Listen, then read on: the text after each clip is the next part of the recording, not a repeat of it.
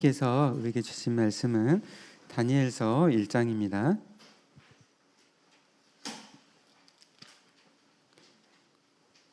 구약 1230페이지 다니엘서 1장입니다. 저와 함께 하나님 말씀 교독하도록 하시겠습니다. 유다 왕 여호야김이 다스린 지 3년이 되는 해에 바벨론 왕 느부갓네살이 예루살렘에 이르러 성을 에워쌌더니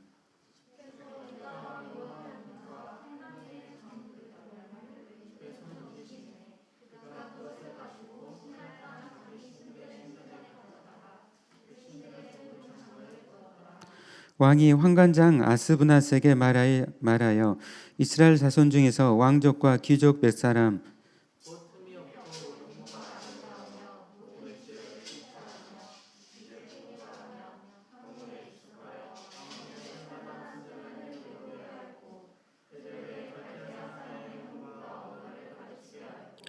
또 왕이 지정하여 그들에게 왕의 음식과 그가 마시는 포도주에서 날마다 쓸 것을 주어 3년을 기리게 하였으니 그 후에 그들은 왕 앞에 서게 될 것이더라.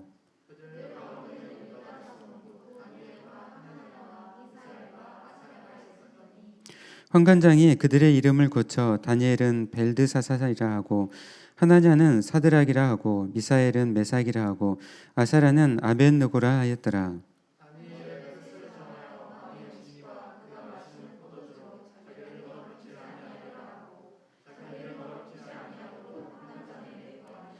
하나님이 다니엘로 하여금 환관자에게 은혜와 긍휼을 얻게 하신지라.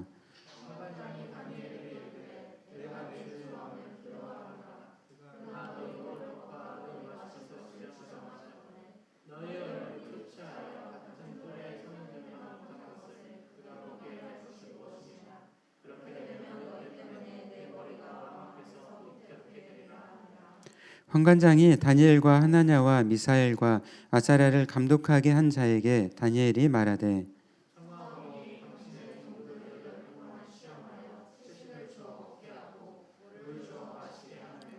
당신 앞에서 우리의 얼굴과 왕의 음식을 먹는 소년들의 얼굴을 비교하여 보아서 당신이 보는 대로 종들에게 행하소서 하매 열흘 후에 그들의 얼굴이 더욱 아름답고 살이 더욱 윤택하여 왕의 음식을 먹는 다른 소년들보다 더 좋아 보인지라.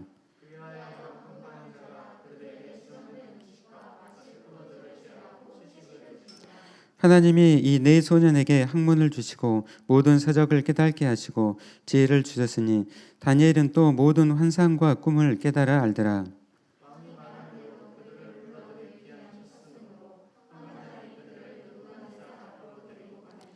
왕이 그들과 말하여 보매 무리 중에 다니엘과 하나냐와 미사엘과 아사랴와 같은 자가 없으므로 그들을 왕 앞에 서게 하고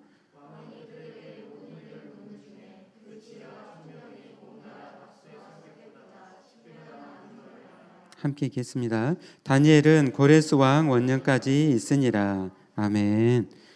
우리 함께 앞뒤로 옆으로 함께 사랑으로 축복합니다. 함께 고백하도록 하겠습니다. 네, 사랑으로 축복합니다.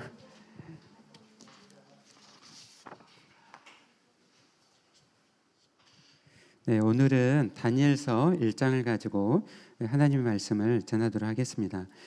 지난 한 주간 다니엘서를 이렇게 성경 읽기를 했는데요.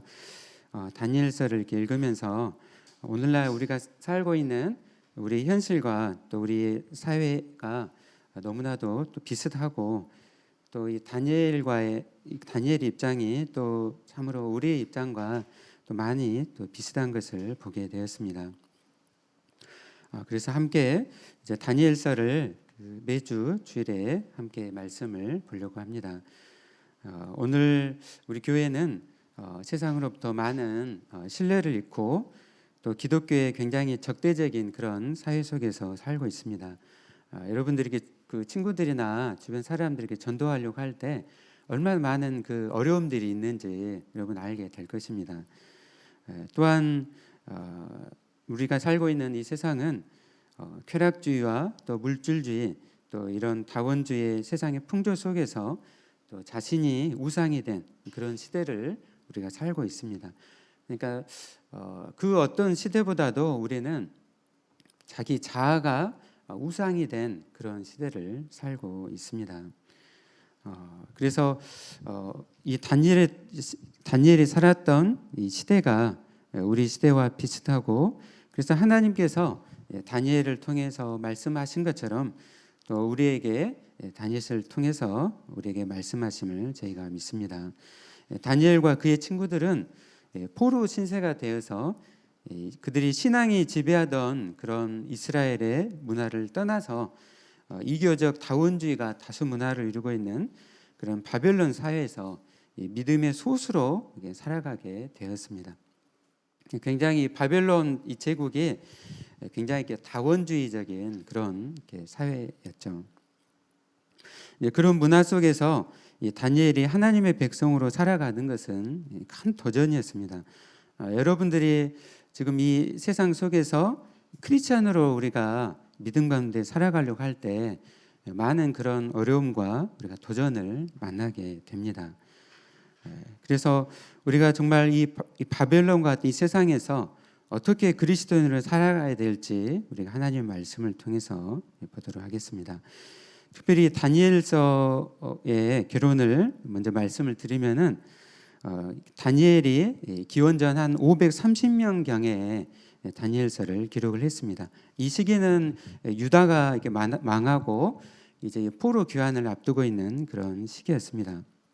이 다니엘서는 구조가 1장부터 6장까지 딱 외우기가 쉬워요. 1장부터 6장까지는 사건 중심으로 기록을 하고 있고 7장부터 12장까지는 유다의 앞으로의 미래에 있을 그런 것에 대해서 환상으로 보여주고 있습니다. 이 유다가 이 바벨론으로부터 망하게 됐는데요. 세 차례에 거쳐서 이렇게 공격을 받았습니다. 이 다니엘은 그것 중에서 첫 번째 공격 605년경에 이 바벨론 느부갓네살이 처음 이제 공격을 하게 됩니다. 이때 이제 그 유다에서 지도자를 할 수 있는 사람들을 이렇게 잡아갔어요. 그러니까 왕족이라든지 귀족들 그리고 그 후손들을 이렇게 잡아갔습니다. 거기에 이제 다니엘도 귀족의 가문에 속해 있었기 때문에 이렇게 잡혀간 것이죠. 그때 나이가 다니엘의 나이가 17살이었습니다. 하나님은 이 다니엘을 왜 이렇게 가장 먼저 포로로 이렇게 잡혀가게 하셨을까요? 우리가 다니엘서를 쭉 보게 될 텐데 거기에 중심되는 세 가지 정도가 나오게 됩니다. 첫 번째는 바벨론의 이방 땅에서 하나님의 주권과 영광을 드러내도록 그곳으로 이렇게 옮기도록 하신 것입니다. 그러니까 그곳에서 포로로 이렇게 살았지만은 그의 삶을 통해서 하나님의 영광을 드러내기를 원하셨습니다. 우리가 있는 직장과 또 모든 일터, 학교는 하나님의 영광을 드러내기 위한 곳입니다. 그런데 이게 나라가 망하고 또 포로로 끌려온 이 다니엘의 그 입장에서 이 모든 것이 다 납득이 되었을까요? 아마 포로로 끌려갔기 때문에 개인적으로 감당하기 힘들었던 그런 시간들을 보냈을 것입니다. 이런 힘든 시간들을 보낼 때 우리는 이렇게 고백을 해야 돼요. 다 이유가 있지. 다 이유가 있습니다. 그래서 하나님의 이 주권과 영광을 드러내도록 하나님께서 다니엘을 그곳으로 옮기게 하셨습니다. 두 번째는 이방 땅에 이제 유대인들이 계속적으로 포로로 끌려오게 될 것인데 미리 가가지고 영적으로 준비하는 그런 역할을 다니엘이 하게 되었습니다. 이것은 우리가 지난번에 창세기에서 요셉을 통해서 요셉을 먼저 애굽에 보내심을 통하여서 나중에 이 야곱의 가족들이 올 수 있도록 그 준비를 하게 하셨습니다. 이처럼 다니엘서를 통해서 하나님은 사랑의 하나님이시고 또 성실하시며 섬세하게 배려를 하시는 분이심을 우리에게 가르쳐주고 있습니다. 또한 다니엘서에서 세 번째로는 궁극적으로 하나님의 목적을 이루게 하신데 유다 백성들이 포로로 살지만은 그들이 절망 속에 갇혀 있는 것이 아니라 메시아를 소망하며 기다리도록 하셨습니다. 그러니까 다니엘서 후반부를 보게 되면 메시아 대망 사상이 나오게 돼요. 그러니까 유다가 망하고 이제 예수님이 오시기까지 이제 그 한 500년이 넘는 그런 시간 동안에 이스라엘은 메시아가 오시기를 기다리면서 메시아 대망 사상 가운데 그들이 살게 됩니다. 그 메시아는 우리가 이미 알고 있는 예수 그리스도 있습니다. 예수 그리스도가 오셔서 인류를 죄와 사망에서 구원하셨습니다. 다니엘서를 통하여서 하나님은 유다 백성들이 메시아를 기다리고 그리고 그곳에서 성전은 없지만 하나님의 말씀을 읽고 예배하도록 하나님께서 말씀을 하셨습니다. 우리 함께 오늘 본문 말씀으로 들어가도록 하겠습니다. 1, 2절 말씀을 함께 다 같이 한번 읽어볼까요? 네, 시작. 유다 왕 여호야김이 다스린 지 3년이 되는 해에 바벨론 왕 느부갓네살이 예루살렘에 이르러 성을 에워쌌더니 주께서 유다 왕 여호야김과 하나님의 전 그릇을 얼마를 그의 손에 넘기심에 그가 그것을 가지고 신할 땅 자기 신들의 신전에 가져다가 그 신들의 보물 창고에 두었더라. 아멘. 우리 이렇게 성경을 읽을 때 첫 장 1절, 2절은 굉장히 중요해요. 매 그 성경 본문마다 그 본문의 그 배경이 되는 것들이 이렇게 나오기 때문에 우리가 첫 장을 잘 읽고 또 처음 이런 1, 2절을 잘 읽어야 됩니다. 그냥 읽으면 그냥 이스라엘의 그냥 역사인 것 같잖아요. 네. 이 다니엘의 이 처지가 얼마나 정말 절망적인 상황이었는지 보여주고 있습니다. 유다 왕 여호야김이 다스린 지 3년이 되는 바벨론 왕 느부갓네살이 예루살렘 성 이르러 성읍을 에워쌌더니 그러니까 1절에 보면은 여호야김이라는 유다의 그 왕이 있었어요. 이 왕이 있었는데 이 왕이 우리가 성경을 이제 구약을 읽으면은 이 성경 말씀을 이 면도칼로 난도질을 하는 거예요. 예. 그러니까 이방 나라들의 굉장히 그 구실구실하면서 말씀을 이렇게 찢고 그런 사람이었습니다. 굉장히 절망스럽잖아요. 네.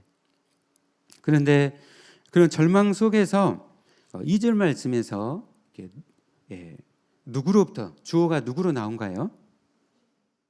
주께서 유다 왕 여호야김과 하나님인 전 그릇 얼마를 그의 손에 넘기심이라고 말씀을 하고 있습니다. 1절에서 정말 이게 절망스러운 상황이에요. 그런데 소망은 뭐냐면요, 주께서 하나님께서 말씀하신다는 거예요. 오늘 우리가 살아가는 이 절망과 같은 이런 사회와 현실 속에서 하나님께서 우리에게 말씀을 하십니다. 그 말씀을 듣고 또 순종함을 통하여서 하나님께서 역사를 하십니다. 2절에서 이 모든 역사와 상황을 주께서 바벨론에 넘기셨다라고 말씀을 합니다. 세상의 눈으로 바라볼 때 바벨론이 분명히 승리를 했죠. 바벨론이 모시는 신이 마르둑 신이라고 마르둑 신. 여러분 그 메소포타미아 그 신화 읽어본 적 있어요? 그 메소포타미아 그 신화를 보면요, 성경에 나오는 그 사건들과 굉장히 비슷한 막 사건들이 나와요. 근데 그들이 믿고 있는 신이 마르둑 신이었습니다. 마르둑. 그래서 이 마르둑 신이 여호와 하나님께 승리하였다. 그렇게 다 지금 믿고 있는 거죠. 옛날에는 그 나라마다 제국마다 신을 다 모시고 살았기 때문에 이제 바벨론이 이겼기 때문에 그 마르둑 신이 여호와 하나님께 이겼다라고 지금 보는 것이죠. 그런 것으로서 성전의 예배 때 쓰는 그런 성전 그릇들을 이 마르둑 신전을 모시고 있는 그 창고 안에다가 다 이렇게 처박아 둔 거예요. 그걸 볼 때 이스라엘이 얼마나 좌절하고 참 그 절망을 했을까요? 아마 정말 이렇게 상상하기 정말 힘들 것입니다. 그러나 2절 말씀에서 주께서 유다 왕 여호야김과 하나님인 전 그릇설마를 그의 손에 넘기셨다라고 말씀을 하고 있습니다. 그러니까 다니엘이 지금 성경을 기록하면서 이 모든 사건은 하나님께서 이 모든 것 가운데 함께 하시고 이것을 하나님께서 하셨다는 것입니다. 이 주께서라는 이 말씀은 이 다니엘서 전체에서 이 2절에만 나와요. 히브리어는 아도나이. 구약에 보면 하나님을 뭐 엘로힘, 아도나이 여러 호칭이 나오거든요. 그 중에서 이 아도나이는 하나님의 그 강력한 주권과 통치를 강조할 때 쓰고 있습니다. 그러니까 제국이 생기고 없어지는 것은 주께서 하신다는 것이죠. 역사의 한복판에 주님께서 지금 일하고 계신다. 다니엘은 지금 그렇게 보는 것이죠. 그리고 오늘 말씀을 읽고 있는 또 우리에게도 그렇게 보라는 것입니다.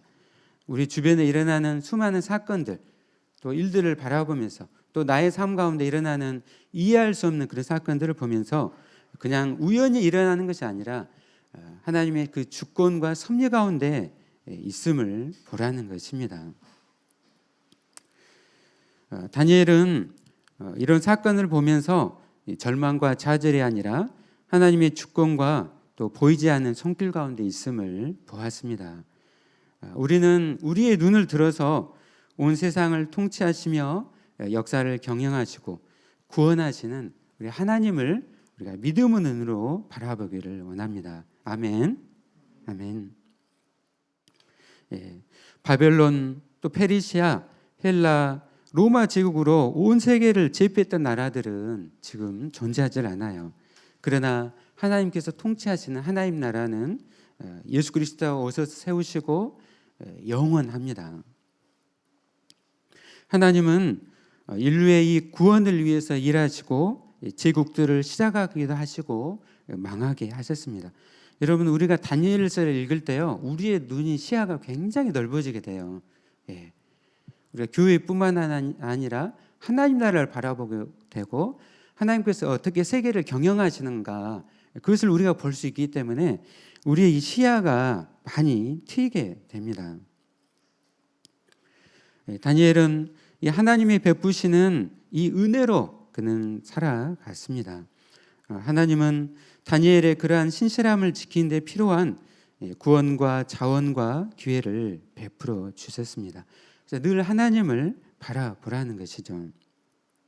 오늘도 하나님은 역사를 주관하시고 또 하나님은 우리의 인생을, 저와 여러분의 인생을 주관하심을 믿습니다. 여러분, 강영우 박사, 이제 몇 년 전에 소천하셨죠. 강영우 박사 아신가요? 그 미국에서 한국 사람으로는 가장 높은 지위까지 올라가 있어요. 우리 지금 따지면 별 4개 정도 차관보를 했어요. 그러니까 그런 사람이, 이분이 아무것도 볼 수 없었어요. 중학교 3학년 때 축구를 차다가 축구공에 눈을 맞은 거예요. 얼마나 세게 맞았는지 두 눈을 다 실명을 하게 된 것이죠. 2년 동안은 매일 하나님께 매달리면서 기도를 했다고요. 하나님, 저의 눈을 보이게 좀 해주세요.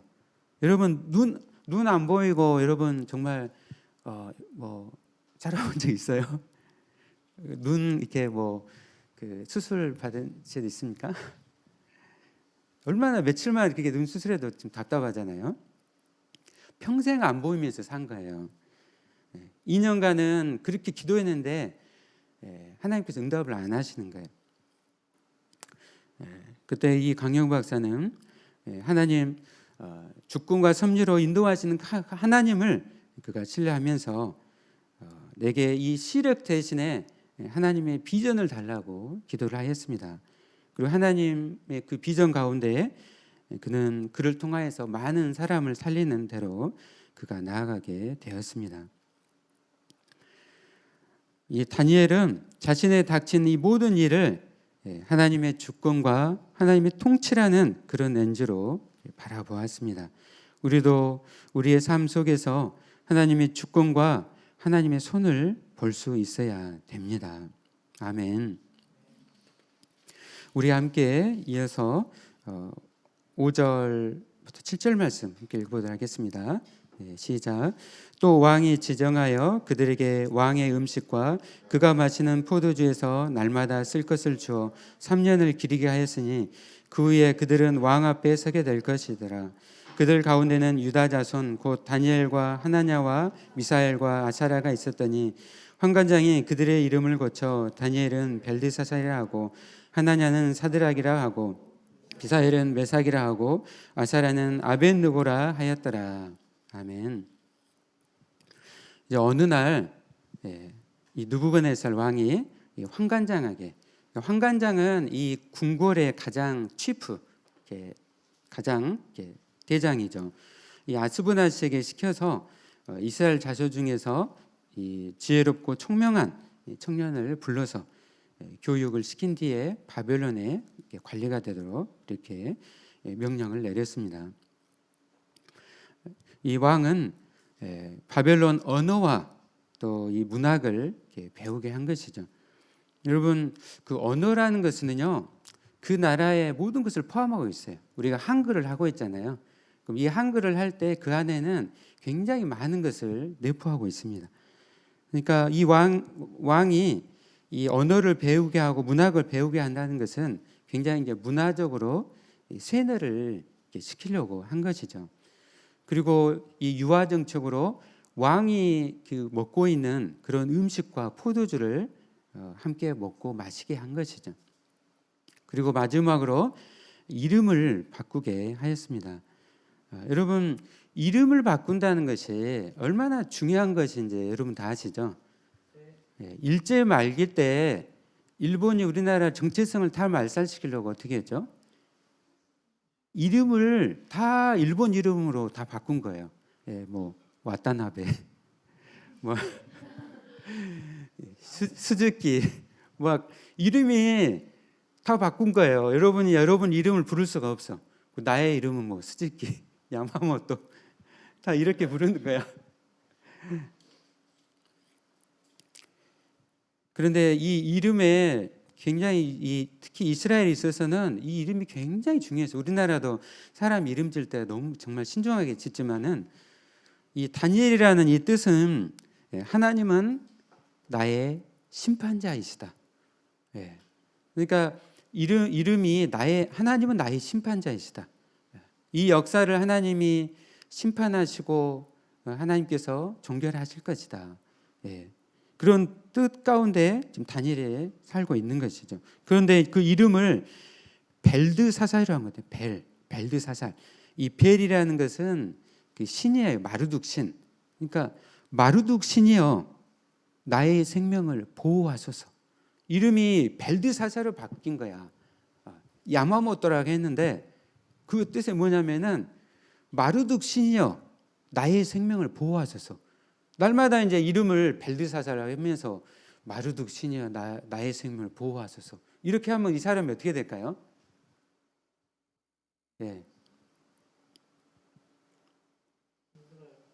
힘들고 그의 정체성을 잃게 되는 것이죠. 여호와 하나님을 잊어버리는 거예요. 하나님을 잊어버려. 그리고 늘 이 마르둑 신을 떠올리면서 우상을 떠올리면서 그렇게 이방 신을 섬기고 사는 것이죠. 이제 너는 이 바벨론 신의 이름을 가졌으니 바벨론 문화를 마음껏 누리며 내 멋대로 살아라. 그러면서 하나님 백성의 정체성을 포기하라는 것이죠. 오늘 우리가 살고 있는 이 세상도 얼마나 우리에게 여러 가지로 유혹하고 또 위협하고 있습니다. 우리가 보는 TV나 유튜브나 얼마나 많은 곳에서 세상의 그런 풍조와 그 가치 속에서 하나님의 백성의 그 정체성을 포기하라고 우리에게 매일같이 우리를 유혹하고 있습니다. 여러분, 세상이 준다고 다 받으면 안 됩니다. 우리 눈에 보기 좋다고, 듣기에 좋다고, 또 뇌물이 좋다고 다 받으면요, 그 인생은 망가지는 인생이 됩니다. 제가 가까이 있던 분이 뇌물 받았어요. 나중에 어떻게 됐냐? 감옥에 가시게 됐어요. 제가 가까이 있었고 또 그분을 또 증인하려고 법원까지 갔기 때문에 제가 잘 알고 있습니다. 여러분, 세상이 준다고 공짜라고 다 받으면 안 돼요. 세상은 그리스도인의 정체성을 늘 빼앗아가려고 합니다. 그렇다면 이런 바벨론의 이런 악한 세상을 향하여서 다니엘과 세 친구는 어떻게 대응을 하였습니까? 우리 함께 8절 9절 말씀 함께 읽어보도록 하겠습니다. 시작. 다니엘은 뜻을 정하여 왕의 음식과 그가 마시는 포도주로 자기를 더럽히지 아니하리라 하고 자기를 더럽히지 아니하도록 환관자에게 구하니 하나님이 다니엘로 하여금 환관자에게 은혜와 긍휼을 얻게 하신지라. 아멘. 네, 다니엘과 세 친구가 어떻게 했다고요? 어떻게요? 네, 뜻을 정했다고 말씀하고 있습니다. 뜻을 정했습니다. 뜻을 정했어요. 뜻을 정하고 자기를 더럽히지 아니하도록 그렇게 결단하고 환관장에게 구하였습니다. 여러분, 뜻을 정한다는 것은 어떤 의미일까요? 여러분은 다 뜻을 정했습니까? 아멘. 뜻을 정한다는 것은 더 좋은 가치를 위해서 덜한 가치를 내려놓는다는 뜻이에요. 사냥을 해요. 이렇게 사냥을 하는데 노루와 토끼가 뛰어가고 있어요. 그럼 여러분 뭘 잡겠어요? 하나를 선택해야 되는 거죠. 뭐를 선택해요? 노루를 선택하겠죠. 둘을 선택할 수 없는 거예요. 활을 쏘는데 노루만 이렇게 겨냥을 해야 된다는 거예요. 나머지 토끼는 포기해야 된다는 거예요. 그러니까 뜻을 정한다는 것은 더 중요하고 좋은 가치를 위해서 덜한 가치를 내놓는다는 뜻입니다. 이 다니엘이 궁궐에 살면서 얼마나 치열하게 여러 나라에서 온 많은 관리들이 있었겠잖아요. 서로 눈치를 보면서 최고의 그 관리로 가려고 이렇게 그런 눈치 속에 살았을 것입니다. 그러나 다니엘은 가장 중요한 가치와 좋은 가치를 위해서 뜻을 정하고 그 많은 것을 포기하고 내려놓았습니다. 왕이 준 것이 음식이잖아요. 왕이 먹는 음식이에요. 얼마나 정말 이 산의 진미 좋은 것이었을 것입니다. 그런데 특별히 이 왕이 먹는 이 음식은 당시에 이 제단에 우상으로 바쳐진 또 음식이라고 또 이야기를 합니다. 그러니까 다니엘이 봤을 때 이 음식이 문제가 된 것이죠. 우상으로 바쳐지는 음식이기 때문에 그의 신앙이 걸려 있다라고 생각을 한 것이죠. 그냥 여러분 여러분 고기 좋아하시죠? 채식만 하는 사람 있습니까? 물론 채식만 하는 사람도 있을 수 있죠. 고기 먹는 것이 뭐 잘못이에요? 며칠 전에 형제들 같이 삼겹살을 먹었는데요. 중요한 건 뭐냐면은 이 음식이 지금 우상에 바쳐지는 그런 음식이었다는 것이죠. 그래서 자신의 신앙의 양심에 위배가 되었기 때문에 그가 다니엘이 이제 뜻을 정하고 더 중요한 신앙을 위해서 덜한 가치를 내려놓은 것입니다. 이런 다니엘의 결정이 정말 쉬운 결정일까요? 오늘 말씀을 통해서 정말 환관장이 느부갓네살 왕 앞에 자기의 목을 내놔야 되는 아주 중요한 거라고 제발 고기를 먹어달라고 막 다니엘에게 친구들에게 요청을 하잖아요. 그러나 이 다니엘은 뜻을 정하고 그가 생각하는 이 신앙의 중요한 가치를 위해서 결단하고 내려놓게 됩니다. 우리도 우리 일상의 삶 속에서 날마다 이렇게 만나게 돼요. 신앙의 가치를 놓고 내가 여기서 어떤 결정을 할지 우리가 그런 순간들을 많이 만나게 되는데 그런 순간마다 우리가 뜻을 정하고 더 중요하고 가치를 위해서 우리가 그 나머지 것을 내려놓는 그런 중요한 삶을 살아가시기를 바랍니다.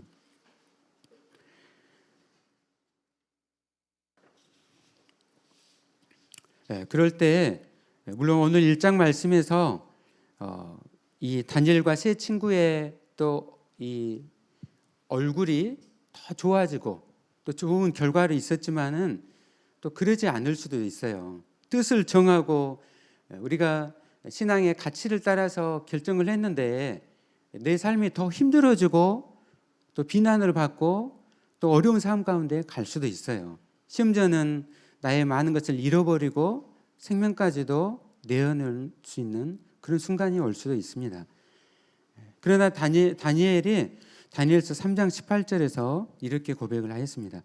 그렇게 하지 아니하실지라도 왕이여 우리가 왕의 신들을 섬기지도 아니하고 왕이 세우신 금신상에게 절하지도 아니할 줄을 아옵소서.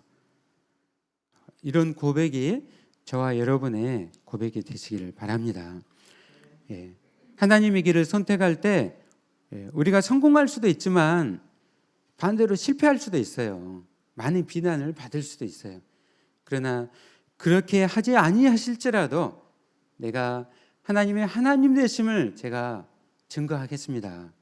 그런 고백 가운데 하나님께 영광 돌리시는 그런 복된 삶을 살아가시길 바랍니다. 그리고 다니엘은 자신의 이름이 벨드사살이라고 바뀌었지만은 우리가 다니엘서를 쭉 읽으면은 그가 자신을 부를 때마다 항상 이렇게 이야기해요.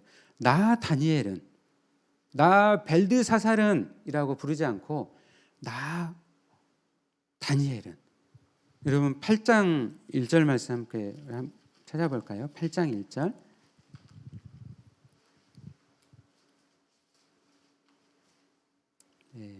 누가 찾으시면 한번 읽어주세요.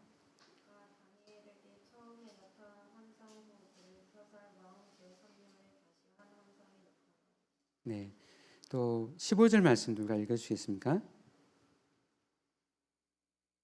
8장 15절.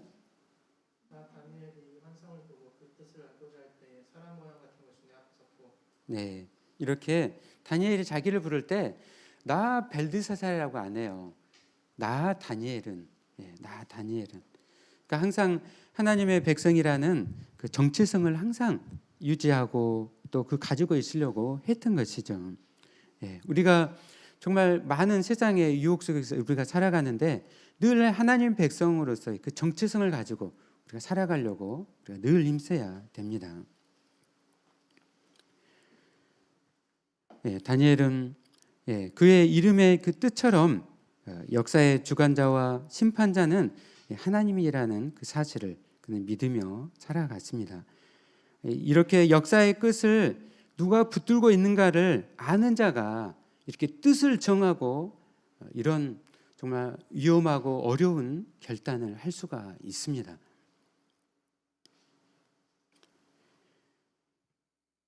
하나님은 다니엘로 하여금 환관장에게 은혜와 긍휼을 얻게 하셨습니다. 하나님은 하나님의 백성을 보호하시고 또 은혜로 함께 하십니다. 결국에 하나님의 은혜를 입은 다니엘과 세 친구는 채식을 하였지만 얼굴이 더 좋아졌습니다. 21절에 보면은 고레스 왕 원년까지, 그러니까 바벨론이 망하고 또 페르시아가 또 세워질 때까지 이렇게 나라는 바뀌었지만 이 다니엘은 70년 동안 그런 다스리는 위치 가운데 있었습니다. 사랑하는 우리 모든 형제자매 여러분, 다니엘은 하나님이 베푸시는 은혜로 살아갔습니다. 그리고 하나님께서 먼저 다니엘의 그러한 신실하심을 지키는데 필요한 모든 자원과 기회를 베풀어 주셨습니다.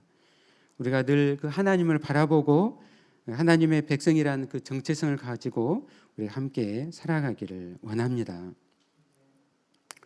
오늘 다니엘이 뜻을 정하여서 목숨을 걸고 그가 정말 이 믿음의 길을 선택하였던 것처럼 또 그와 같이 큰 결정은 아니지만 우리의 삶 속에서 이 작은 결정마다 우리가 뜻을 정하고 우리가 하나님의 길로 나아가기를 원합니다. 우리가 이 작은 결정부터 우리가 훈련을 해야 돼요. 뜻을 정하는 것. 제가 기도하다가 생각이 났어요. 우리가 11시 예배를 드리고 있는데 다 11시에 맞춰서 와요. 근데 좀 더 5분, 10분 더 일찍 와가지고 예배를 위해서 기도하고 내가 뜻을 정하고 내가 이제 집에서 막 여러 가지 준비를 하고 근데 뜻을 정하는 거죠. 더 작은 가치들을 내려놓고 하나님께 뜻을 정하고 우리가 미리 준비하고 우리가 교회에 나오는 것이에요. 하나님을 기대하면서 우리가 예배를 사모하면서 우리가 그렇게 또 우리가 결단하기를 원합니다. 예를 들어 한 주간에 내가 반나절은 스마트폰을 보지 않겠다. 아멘. 조그만한 뇌물이라도 내가 받지 않겠다. 직장에 있는 지체들은 막 이제 있다 보면은 지위가 막 올라가게 돼요. 그럴 때마다 막 대접하려고 해요. 대접에는 반드시 대가가 따라와요. 그렇기 때문에 우리가 조그만한 것도 내가 받지 않겠다. 나의 삶 가운데 잘못된 습관들이 있다면은 내가 버리겠다.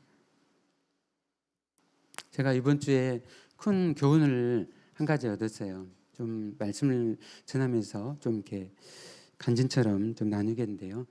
금요일 날 저녁에 제가 하루 종일 이제 수술을 하고 또 저녁에 또 형제들과 함께 식사를 하고 또 주한이를 이제 데리러 갔다가 이제 나오는 길이었어요. 우리 같이 가족이 차를 탔는데 운전을 하다가 그 길이 좀 좁긴 해요. 근데 오른쪽 백미러가 뭐에 부딪혔는지 뒤로 이렇게 제껴졌어요. 그래서 다시 제가 키로 해가지고 다시 폈어요. 별거 아니라 생각하고 제가 그냥 그곳을 그냥 지나가려고 했어요. 그랬을 때 제 아내가 멈추라고 멈춰서 봐야 된다. 저는 뭐 이게 전부 같기도 하고 그래서 별 의식 없이 지나간 거예요. 저는 이렇게 막 피곤하기도 해서 빨리 가야겠다는 생각으로 빨리 가자 뭐 이야기했는데 결국 다시 돌아왔어요.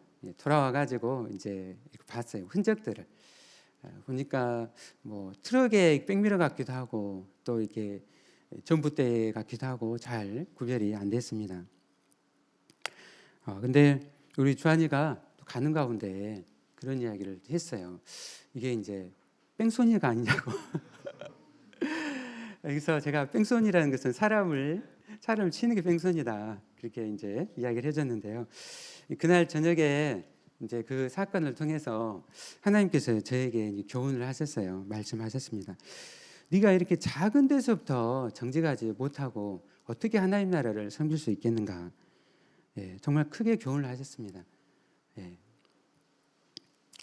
제가 정말 잘 알고 정말 존경했던 목사님이 올해 구속 당하셨어요. 뭐로 구속됐냐면은 시골에서 목회하시는데 얼마나 시골에서 섬기시고 사람을 섬기셨는지.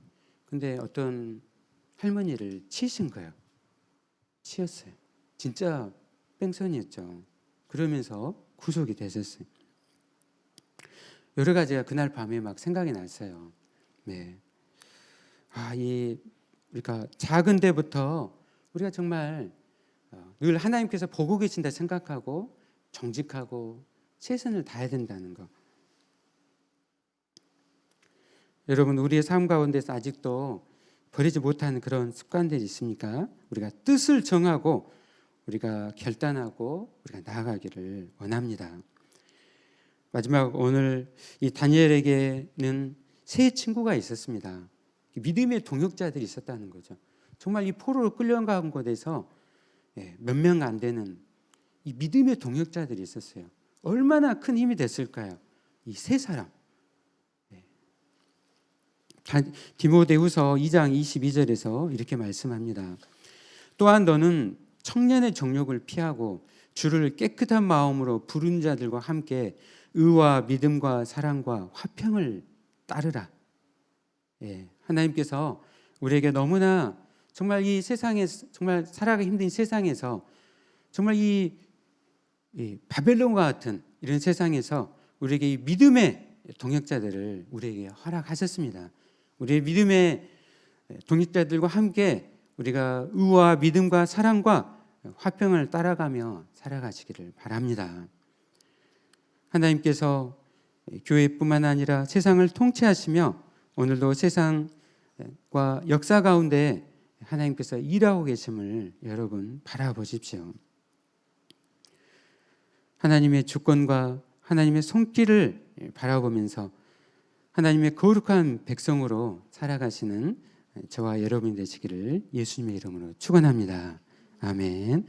우리 함께 찬양